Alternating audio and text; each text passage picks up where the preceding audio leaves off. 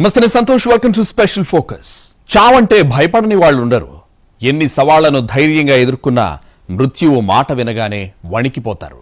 దానికి చుట్టూ ఉన్న మిస్టరీనే కారణం. అయితే మరణంతో అంతా ముగింపు కాదని ఇంకేదో ఉందంటున్నారు డాక్టర్లు. దానికి ఆధారాలు కూడా చూపిస్తున్నారు. ఈ లెక్కన మరుజన్మ ఉందా? చనిపోయిన వాళ్లు మళ్లీ జన్మిస్తారా? చనిపోయాక ఎక్కడికి వెళ్తాం? మరణానంతరం జీవితం ఉందా? స్వర్గం నరకం ఉన్నాయా? చనిపోయాక ఏమవుతుంది? సినిమాల్లో చూపించినట్టు మన శరీరం నుంచి ఆత్మ బయటికి వెళ్లిపోతుందా? అది స్వర్గ నరకాలకు వెళ్తుందా? అసలు స్వర్గ నరకాలనేవి ఉన్నాయా? మన ఆత్మల్ని తీసుకెళ్లడానికి యమభటులో లేక స్వర్గం నుంచి దేవతలో వచ్చి తీసుకెళ్తారా? ఇలాంటి ప్రశ్నలు అనేక మందికి ఉంటాయి. మరణానంతరం జీవితంపై మనిషికి ఆసక్తి ఈనాటిది కాదు. ఈ అంశంపై శాస్త్రజ్ఞులు, వైద్యుల అధ్యయనాలు కొత్తవి కావు. పుట్టుకవో అద్భుతం, చావువో మిస్టరీ. మనకు తెలియని దానిపై ఆసక్తి, తెలుసుకునే అవకాశం లేని దానిపై మరింత ఉత్సుకత సహజం. కన్ను తెరిస్తే జననం, కన్ను మూస్తే మరణం. ఆ రెండిటి నడుమ అంతులేని సంఘర్షణ. సువిశాల విశ్వంలో నులుసంత భూమిపై కోట్లాను కోట్ల జీవరాశుల్లో ఒక్కడైన మనిషి ఈ విశ్వానికి తానే కేంద్రమని భావించే ధోరణిలో ఉంటాడు. రాళ్లను కొట్టి నిప్పు తయారు చేసిన రోజుల నుండి చక్రం తిప్పి వ్యవసాయం నేర్చి అడవి నుండి వేరైన మానవుడిది ఓ చరిత్ర. అదే సమయంలో సమస్త విశ్వాన్ని దేవుడు సృష్టించాడు అంటూ నమ్ముతూ చావు పుట్టుకల నుండి మనిషి జీవితంలో అన్ని పరిణామాలకు దైవమే మూలమని భావించే మనిషిది మరో దారి. అయితే సైన్స్ ఎంత అభివృద్ధి చెందినా మరణం చుట్టూ ఉండే ప్రశ్నలు పోలేదు. చనిపోతే ఏమవుతాం? ఎక్కడ ఉంటాం? ఏ రూపంలో ఉంటాం? ఇలాంటి అనేక ప్రశ్నలకు మనిషి వేల ఏళ్లుగా సమాధానాలు వెతుకుతూనే ఉన్నాడు. వీటికి ఆధ్యాత్మిక కోణంలో మతపరమైన సమాధానాలు వెతికేవాళ్లు, సైంటిఫిక్ గా నిర్వచనాలు ఇచ్చేవాళ్లు అందరూ ఉన్నారు. కానీ ఎవరికీ పూర్తి స్థాయిలో సమాధానం దొరకలేదు. ఇదే అయి ఉండవచ్చు అనుకోవటం తప్ప ఖచ్చితంగా ఇలాగే అవుతుంది అనే రుజువులు మాత్రం లేవు. నమ్మకాలు ఏవైనా మరణం అనంతరం భౌతిక దేహం నాశనమవుతోంది. దహనమో ఖననమో చెయ్యటంతో కొద్ది రోజుల్లోనే మట్టిలో కలిసిపోతుంది. దానితోనే ఆ మనిషి ఉనికి అంతమవుతుందా? లేక మనిషి భౌతిక శరీరం నుండి వేరవుతూ ఆత్మ లేదా మరొకటేదైనా విడిగా ఉంటుందా అనేది కీలక ప్రశ్న. సామాన్య జనమే కాదు, శాస్త్రవేత్తలు కూడా దీనిపై వేల ఏళ్లుగా పరిశోధనలు చేస్తూనే ఉన్నారు. కానీ మరణం తర్వాత శరీరం నాశనమై ప్రకృతిలో కలిసిపోతుంది అనేది అందరూ చెప్పే విషయమే. ఇది కాకుండా ఆ శరీరానికి శక్తిని, జీవాన్ని ఇచ్చే ఎలిమెంట్ ఏమవుతుంది?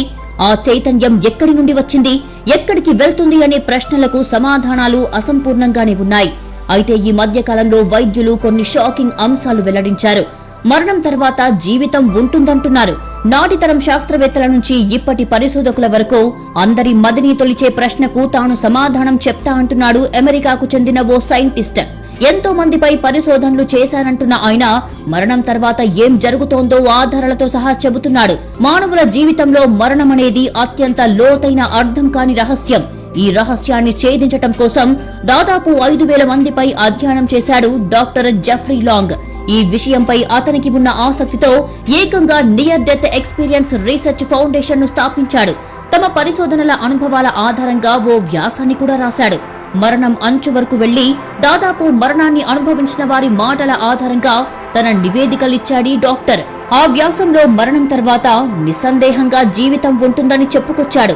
వైద్యపరంగా మరణించిన వ్యక్తి గుండె ఆగిపోతుంది, రక్త ప్రసారం నిలిచిపోతుంది, పల్స్, బీపీ రెండూ లేకుండా మెదడుకు రక్త ప్రసరణ నిలిచి శ్వాసక్రియలు ఆగిపోయినప్పుడు చనిపోయాడు అంటాం. కానీ ఆ సమయంలో కూడా వారు చూసే, వినే భావోద్వేగాలనే కలిగి ఉంటారని, జీవులతో సంభాషిస్తారని కూడా అంటున్నాడీ డాక్టర్. చాలా ఏళ్లుగా ఆయన ఫౌండేషన్ లో అలాంటి నివేదికలు ఎన్నో ఉన్నాయంటున్నాడు. దాదాపు 45% మంది శరీరానికి వెలుపల అనుభవం గురించి చెప్పారంటున్నాడు. మరణం సమయంలో శరీరం నుంచి ఆత్మ బయటికి వచ్చి తనను తాను చూసుకోవడం, చుట్టూ జరిగే వాటిని చూడగలగడం, అక్కడే ఉండే వ్యక్తుల మాటలు వినగలగడం వంటి అనుభవాలు కలిగినట్టు ఆయన వెల్లడించారు. స్పృహ వచ్చిన తర్వాత ఆ సమయంలో తాము చూసిన, విన్న విశేషాల గురించి చెప్పిన మాటలన్నీ నిజమేనని అక్కడున్నవారు ధృవీకరించిన ఘటనలను ఆయన రికార్డ్ చేశారు. మరికొందరు చెప్పిన దాని ప్రకారం ఆ సమయంలో వారు మరో లోకంలోకి వెళ్లినట్టు అనిపిస్తుందట. ఒక సొరంగం గుండా ప్రయాణించడం, చివర్లో ఒక కాంతిపుంజం కనిపించి గతంలో మరణించిన తమ ఆప్తులను అక్కడ కలుసుకోవడం వంటివి చాలా మంది చెప్పినట్టు జెఫ్రీ తెలిపారు. ఆ సమయంలో తమ జీవితం మొత్తం కళ్ల ముందు ఫ్లాష్ అయినట్టు కొంతమంది చెప్పారని ఆయన వెల్లడించారు. ఈ డాక్టర్ ఒక్కడే కాదు, వర్జీనియా యూనివర్సిటీలో psychiatry and neuro behaviour sciences professor doctor Bruce కూడా ఇదే మాట చెప్తున్నాడు. ఇప్పటి వరకు ఉన్న ఆధారాలను బట్టి మనకు ఉన్నది ఈ భౌతిక శరీరం ఒక్కటే కాదని, భౌతిక శరీరం గతించాక కూడా కొనసాగేది ఏదో ఉన్నట్లు కనిపిస్తోందనేది ఆయన వాదన. అయితే అదేంటో మాత్రం నాకు తెలియదు అంటూ గతంలో ఓ ఇంటర్వ్యూలో చెప్పాడు. వైద్య విద్యను అభ్యసించే సమయంలోనే ఈ అంశంపై ఆసక్తి పెంచుకున్న డాక్టర్ జెఫ్రీ 1998లోనే ఈ near death experience research foundation ను స్థాపించాడు. కోమాలో ఉన్నవారు, క్లినికలీ డెడ్ అయిన వారు, హృదయ స్పందనలు ఆగిపోయి వైద్యుల ప్రమేయంతో బతికి బట్ట కట్టిన వారిలో ఈ తరహా నియర్ డెత్ ఎక్స్పీరియన్స్లు ఎక్కువగా ఉంటాయని ఆయన చెబుతున్నాడు. ఇలాంటి పరిశోధనల్లో ఇది మొదటిది కాదు, చివరికి కూడా కాకపోవచ్చు. మనిషికి మరణంపై ఉన్న ఆసక్తి అది. అప్పటి వరకు చైతన్యంతో ఉన్న దేహం ఒక్కసారిగా నిర్జీవమవటం చూసి ఎందుకిలా జరుగుతోందనే ప్రశ్నలు వేసుకొని నిత్యం ఎవరి దారిలో వారు సమాధానాలు వెతుకుతూనే ఉన్నారు. చనిపోయి వెనక్కొచ్చిన వాళ్ళెవరూ లేరు. అందుకే మరణం అంత మిస్టరీగా మిగిలింది. అయితే స్వర్గ నరకాల చర్చ ఈనాటిది కాదు. అన్ని మతాల్లోనూ ఈ ప్రస్తావనలున్నాయి. ఏం చేస్తే స్వర్గానికి వెళతారో, ఏం చేస్తే నరకానికి వెళతారో స్పష్టంగా చెప్తారు. అయితే దేవుణ్ణి, స్వర్గ నరకాలను నమ్మని వాళ్లకు మరణంతో అన్నిటికీ ఫుల్ స్టాప్ పడినట్టే. కానీ మత విశ్వాసాలున్న వాళ్ళు మాత్రం చావు తర్వాత ఇంకా ఏదో ఉందనే నమ్ముతారు. చనిపోతే ఏమవుతుంది? స్వర్గం ఎక్కడుంది? నరకానికి దారేది? రేపేదో ఉందని, ఇవాటికి ఓ కొనసాగింపు ఉంటుందని ఆలోచనే మనిషికి ఊరట. కాని ఈ రాత్రే ప్రపంచం అంతమవుతుంది అంటే అంతకంటే భయపెట్టే ఆలోచన మరొకటి ఉండదు. అందుకే చుట్టూ ఎన్ని మరణాలు జరుగుతున్నా, ఎంతమంది మాయమవుతున్నా తాను మాత్రం మరికొన్నేళ్లు బతుకుతానని అనుకుంటాడు మనిషి. కానీ ఇలాంటి ధీమా ఎంత ఉన్నా చనిపోతే ఎక్కడికి పోతామనే ప్రశ్న మాత్రం నిరంతరం వెంటాడుతూనే ఉంటుంది. ఏం చేస్తే స్వర్గానికి వెళ్తాం, ఏం చేస్తే నరకానికి పోతామనే నిర్వచనాల్లో మార్పు ఉండొచ్చు. కానీ అన్ని మతాల్లో స్వర్గ నరకాలు ఉన్నాయి. హిందువుల్లో అధిక భాగం స్వర్గాన్ని నమ్ముతారు. అదే సమయంలో నరకం గురించి కూడా భయపడతారు. అయితే ప్రపంచంలో కొన్ని వందల మతాలు ఉన్నాయి కాబట్టి ఆకాశంపైన మతానికో స్వర్గం, మతానికో నరకం ఉంటుందా? పైగా ఇప్పుడు భూమి మీద 900 కోట్ల జనాభా ఉంది. 2022లో అనేక కారణాలతో చనిపోయిన వారి సంఖ్య దాదాపు 6 కోట్లు. ఈ లెక్కన చరిత్ర తెలిసిన నాటి నుండి లెక్కిస్తే భూమి మీద చనిపోయిన వాళ్లు వేల కోట్లలో ఉంటారు. వీరంతా ఈ స్వర్గ నరకాల్లోనే ఉంటారా? లేక మోక్షం సిద్ధించే వరకు ఇతర జన్మల్లో ఉండి ఉంటారా? ఇవన్నీ సామాన్యుడికి వచ్చే ప్రశ్నలే. అయితే హిందూ మతం పుట్టిన వారికి మరణం తప్పదు, మరణించిన వారికి పుట్టుక తప్పదు అంటోంది. అందుకే తప్పించుకోవడానికి వీలులేని ఈ విషయంలో దుఃఖించడం తగదని భగవద్గీత చెప్తోంది. ప్రాచీన భారత వేదాంతం ఆలోచనల్లో కర్మ, పునర్జన్మ గురించి స్పష్టంగా ఉంది. హిందూ మతం ప్రకారం మనిషి చేసే ప్రతి చర్యకి ప్రతిఫలం అనుభవించి తీరాలి. మంచి కర్మలకి మంచి ప్రతిఫలం, చెడు కర్మలకి చెడు ప్రతిఫలం ఉంటుంది. కర్మ శారీరకంగా లేదా మానసికంగా ఉంటుంది. ఈ ప్రపంచంలో ప్రతి జీవి జన్మించటానికి కారణం ఆ జీవి అంతకు ముందు చేసిన కర్మ ఫలాలే అని హిందూ మతం చెప్తోంది. కర్మలను అనుభవించటానికే అనేక జన్మలు ఉంటాయంటోంది. భౌతిక శరీరాలు వదిలి పాపపుణ్యాలనే తీసుకువెళ్తామంటోంది హిందూ మతం. అయితే ఒక మనిషి చనిపోయినప్పుడు మొదట శరీరం చనిపోతుంది, తర్వాత ఇంద్రియాలు, తర్వాత శ్వాస నశిస్తాయి. అన్నీ పోయిన తర్వాత పునర్జన్మ పొందే అత్యంత సూక్ష్మ భాగం మాత్రమే మిగులుతుంది. అయితే ఎన్ని జన్మలు ఉంటాయనే దానిపై అనేక వాదనలు ఉన్నాయి. సాధారణంగా ఒక మనిషి తన తర్వాత జీవితంలో ఏదో ఒక రూపంలో జన్మించవచ్చని విశ్వసిస్తారు. పురాణాల ప్రకారం మరణించిన 13వ రోజున యమలోకానికి తీసుకువెళ్తారు. యమ మార్గం బహు కష్టతరంగా ఉంటుంది. ఇక్కడే వ్యక్తి తన కర్మ ఫలాలను పొందుతారు. 12 నెలల్లో 16 నగరాలు, నరకాలను దాటి యమలోకానికి చేరుకుంటుంది. గరుడ పురాణం శ్రీహరి భక్తులను మాత్రమే విష్ణుదూతలు వైకుంఠానికి తీసుకుని వెళ్తారని చెప్పింది. అలాంటి ఆత్మలు ప్రేతలోకానికి వెళ్లవు. ఇదే సమయంలో కొన్ని ఆత్మలు వారి కర్మల ఫలితంగా సంపాదించిన పుణ్యం ద్వారా దేవలోకం, పితృలోకంలో చోటు సంపాదిస్తారు. అక్కడ వీరు తమ విలువైన శరీరాన్ని పొందే వరకు నివసిస్తాయి.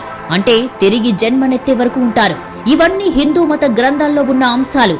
అంధకూపం, క్రిమిభోజనం, కుంభీపాకం ఈ పదాలు ఎక్కడో విన్నట్టున్నాయా? గరుడ పురాణాన్ని రిఫరెన్స్ గా చెప్తూ అపరిచితుడు సినిమాలో వాడిన పదాలివి. స్వర్గం లేదు, నరకం లేదు అనుకునే వాళ్లకు ఏ గొడవ లేదు. కానీ నమ్మకాలు ఉన్నవాళ్లైతే నరకమనగానే ఉలిక్కి పడతారు. వివిధ మత గ్రంథాల ఆధారంగా భూమిపైనే 6 చోట్ల నరకానికి దారులు ఉన్నాయి. భూమిపై అత్యంత రిమోట్ ఏరియాల్లో అగ్ని పర్వతాల అట్టడుగున నరకం దాగి ఉందని వివిధ మత గ్రంథాలు చెప్తున్నాయి. గరుడ పురాణంలో కూడా నరకం గురించి చాలా విషయాలే చెప్పారు. గరుడ పురాణంలోనే కాదు, ఇస్లాం, క్రిస్టియానిటీలోనూ నరకం గురించి, గేట్స్ ఆఫ్ హెల్ గురించి సవివరంగా ఉంది. నరకం ద్వారాలు ఎక్కడెక్కడున్నాయి, ఎంత దూరంలో ఉన్నాయి అన్న విషయాలు ఈ గ్రంథంలో స్పష్టంగానే వివరణలు కనిపిస్తాయి. భూమికి 86,000 యోజనాల దూరంలో, అంటే మనకు 7 లక్షల కిలోమీటర్ల దూరంలో నరకం ఉంది. నరకానికి దారిలో 16 చిన్న యమనగరాలు ఉన్నట్లు గరుడ పురాణం చెప్తుంది. మనిషి చనిపోయిన తర్వాత జీవుడు ఈ నగరాల మీదుగానే వెళ్తాడట. చనిపోయిన తర్వాత 13 రోజుల పాటు కర్మకాండ జరిగినంతసేపు భూమిపైనే ఉండి 14వ రోజున యమపురికి బయలుదేరుతాడు.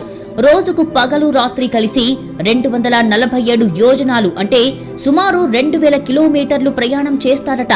మొదట 348 రోజులు పూర్తయిన తర్వాత, అంటే సరిగ్గా చనిపోయిన ఒక ఏడాదికి 3 రోజుల ముందు తన గమ్యమైన ప్రధాన నరకానికి చేరుతాడు. మార్గమధ్యంలో 16 నగరాలను అతను చూసి వెళ్లాల్సి ఉంటుంది. 361 రోజు నుంచి 3 రోజుల పాటు భూమిపై ఆ జీవునికి సంవత్సరీకం జరుగుతుంది. దాంతో జీవుడు భూమి నుంచి అన్ని సంబంధాలతో ముక్తుడవుతాడు. ఇది హిందూ మత విశ్వాసం. మరణం తర్వాత ఏమవుతుందో, ఆత్మ అనేది ఉన్నదో లేదో ఎవరికీ రూఢిగా తెలియదు. మరణం తర్వాత జీవితం అనేది ఉందా, లేక స్వర్గ నరకాలన్నీ కల్పితాలేనా? అసలు చావంటేనే ఏమిటో, ఎలా వస్తుందో ఇంతవరకు తెలియనప్పుడు ఇక మరణం తర్వాత ఏమిటన్నది తెలిసేదెలా అనేది కూడా సరైన ప్రశ్నే. రేషనల్ గా ఆలోచించి ఇవన్నీ కొట్టిపారేసినప్పటికీ పక్కాగా సమాధానాలు దొరకనంత కాలం వీటి చుట్టూ మిస్టరీ కొనసాగటం ఖాయం. అయితే చనిపోయి వెనక్కి వచ్చిన మనిషి లేడు కాబట్టి చావు ముంగిట్లోకి వెళ్లి వచ్చిన మనిషి అనుభవాలే ఇప్పటికీ ప్రామాణికం. చనిపోయాక దేహం ప్రకృతిలో కలిసిపోతుంది, కానీ శరీరం నుండి ఆత్మ వేరుపడుతుంది. మరణించిన వాళ్లలోనే కాదు, చావు ముంగిట్లోకి వెళ్లిన వాళ్లు కూడా దీన్ని చూశారు.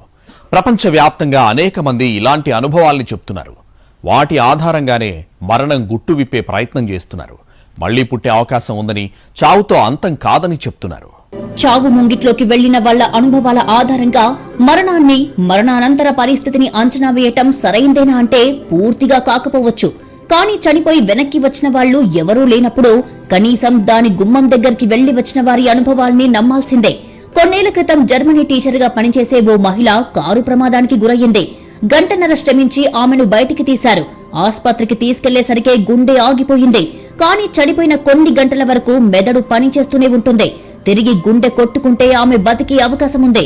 దీనికోసం డాక్టర్లు అనేక ప్రయత్నాలు చేశారు. కొద్దిసేపటికి క్రిస్టినా ఏడ్చుకుంటూ స్పృహలోకి వచ్చింది. ఇంతేకాదు, ఆపరేషన్ థియేటర్లో తనకు ఏం చేసింది, డాక్టర్లు ఏమేం మాట్లాడుకున్నది అన్నిటినీ పూసగుచ్చినట్టు వివరించింది. ఆపరేషన్ థియేటర్ బెడ్ మీదున్న తనకు ఉన్నట్టుండి గాల్లో తేలినట్టు అనిపించిందని, గది పైకప్పు నుంచి తనకు జరుగుతున్న సర్జరీ కనిపించిందని వివరించింది. తన నానమ్మ, తాతయ్యని చూశారని చెప్పింది. అయితే ఇదంతా అసాధారణం కాదని డాక్టర్లంటారు. గుండెపోటు, యాక్సిడెంట్లు, దీర్ఘకాలిక రోగాలతో చచ్చి బతికిన 70% మంది ఇలానే చెప్తారన్నారు. దీనికి హెల్యూసినేషనే కారణమంటారు. నిద్రలో కలిగే REM స్లీప్ దశలో చావుతో తలపడుతున్నప్పుడు కలుగుతుందట. ఆ టైంలో జ్ఞాపకాలను మెదడు రివైండ్ చేసుకుంటుందట. దాని ఫలితంగానే ఏదో కొత్త లోకంలోకి వెళ్లినట్టు, అక్కడ తమ వారిని కలుసుకుంటున్నట్టు అనిపిస్తుందట. ఇక 1901లో డంకన్ మెక్డోల్ అనే అమెరికన్ డాక్టర్ చేసిన ఓ పరిశోధన కొత్త చర్చకు కారణమయ్యింది. చనిపోవడానికి ముందు, చనిపోయాక 6 మనుషుల బరువు కొలిచిన డంకన్ అందులో తేడాను గుర్తించాడు.